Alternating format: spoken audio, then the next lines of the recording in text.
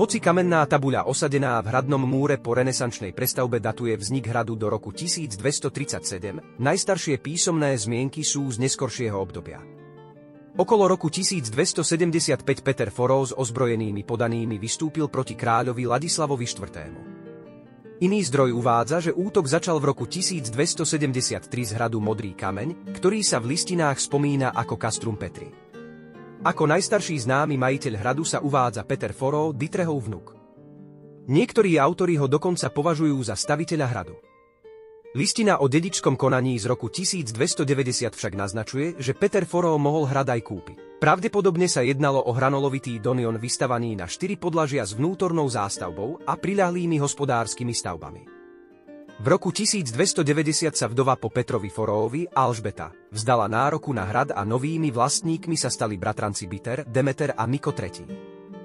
Niekedy na začiatku 14. storočia hrad dobilo vojsko Matúša Čáka Trenčianskeho, ktorý Balašovcom odňal viacero hradov na okolí i na považí. Naspäť ich získali až po jeho smrti v roku 1321 a zakrátko v záujme zjednocovania majetkov prijali dohodu, na základe ktorej Modrý kameň a ďalšie novohradské majetky pripadli Biterovskej vetve. V nasledujúcom období sa o hrade Modrý kameň príliš nehovorí. V rôznych majetkových sporoch ale predkovia Balašovcov naďalej vystupujú aj ako modrokamenskí, a to v priebehu celého zvyšku 14. storočia. Podľa sondážnych výskumov sa v 14. storočí dá predpokladať ďalšia staviteľská činnosť. Jej výsledkom bolo vybudovanie obytného gotického paláca napojeného na donion a pravdepodobne tiež ďalších hospodárskych budov vo vnútornom nádvorí. Takisto možno predpokladať výstavbu parkánového múru na severnej strane hradu a jednej strážnej veže.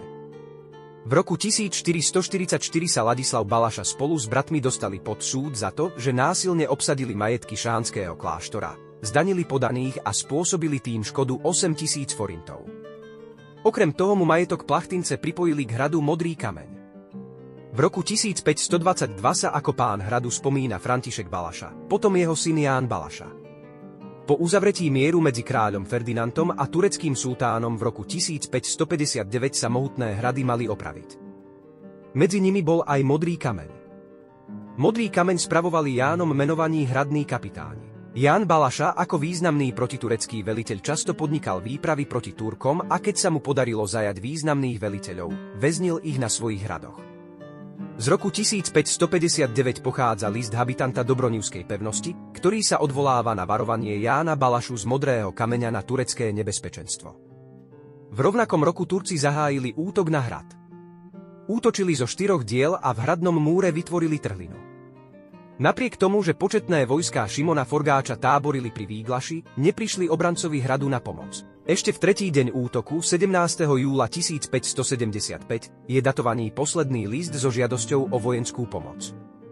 Hradná posádka údajne opustila hrad podzemnými chodbami. Spleť chodieb pod hradnou priekopou sa síce zachovala, ale ich prepojenie s hradným jadrom je zatiaľ len hypotetické.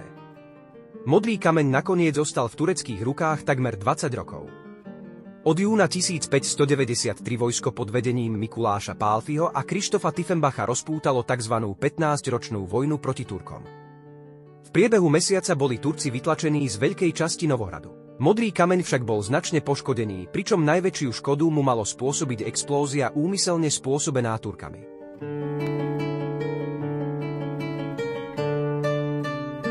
Poškodený hrad opravili až v rokoch 1609 až 1612, teda po skončení 15-ročnej vojny. Nákladnú opravu a renesančnú prestavbu sponzoroval a inicioval Žigmund Balaša. Na vrchu okolo hradu dal postaviť čelové plošiny s 3 bastiónmi na nárožiach a novou silnou priekopou vyhlbenou pred hradom. O tejto rozsiahlej rekonštrukcii pojednáva nápis vytesaný do kamennej tabule, ktorý sa dodnes zachoval v hradnom múre. Žigmunda však obvinili z velezrady, pretože sa s podporou tureckej armády usiloval o post sedmohradského kniežaťa. V roku 1616 preto cisárske vojsko okľúčilo a dobilo hrad Modrý kameň, kde Žigmunda zajali. Z väzenia sa mu podarilo vyslobodiť o 3 roky, v septembri 1619. Z roku 1638 pochádza list Jána Balašu, ktorý napísal na Modrom kameni. Oznamuje ním bratislavskému županovi a novozámockému kapitánovi Štefanovi Pálfimu svoju svadbu s Alžbetou Forgáčovou. Niekedy v druhej polovici 17. storočia môžeme datovať dobudovanie obrannej hradby s dvomi nárožnými baštami na severnej strane. Modrokamenským kapitánom bol ďalej Andrej III. Balaša. Narodil sa mu tu syn Valentín II., ktorý sa v roku 1665 stal modrokamenským kapitánom. Dodnes sa zachovali viaceré listiny, ktoré napísal Valentín II. Práve na modrom kameni. V roku 1670 sa stal kapitánom modrého kameňa Adam Balaša, Valentínov nevlastný brat, a ostal ním až do svojej smrti v roku 1709. Počas Tekeliovského povstania sa však pridal na stranu povstalcov.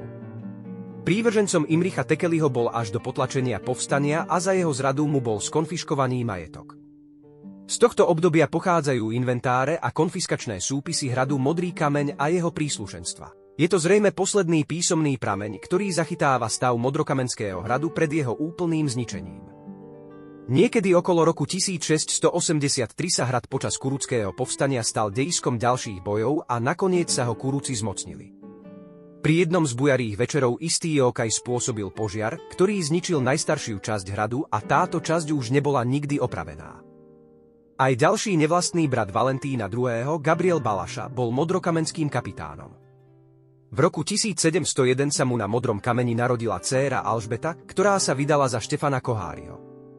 Svadba sa konala na modrom kameni v roku 1722. Gabriel Balaša je často uvádzaný ako staviteľ barokového kaštieľa na základoch Dolného hradu. V roku 1730, kedy je stavba kaštieľa datovaná, však Gabriel už nežil. Od roku 1813 sa časť hradu dostala do rúk Forgáčovcov a časť mohli vlastniť aj Esterháziovci. V roku 1870 Antonov syn presťahoval všetky rodové poklady do kaštieľa v Nižnom Hrabovci a Anton Balaša zakrátko zomrel v exile vo Švajčiarsku. V ďalšom období sa ako majiteľ hradu spomína už len Anton Forgáč.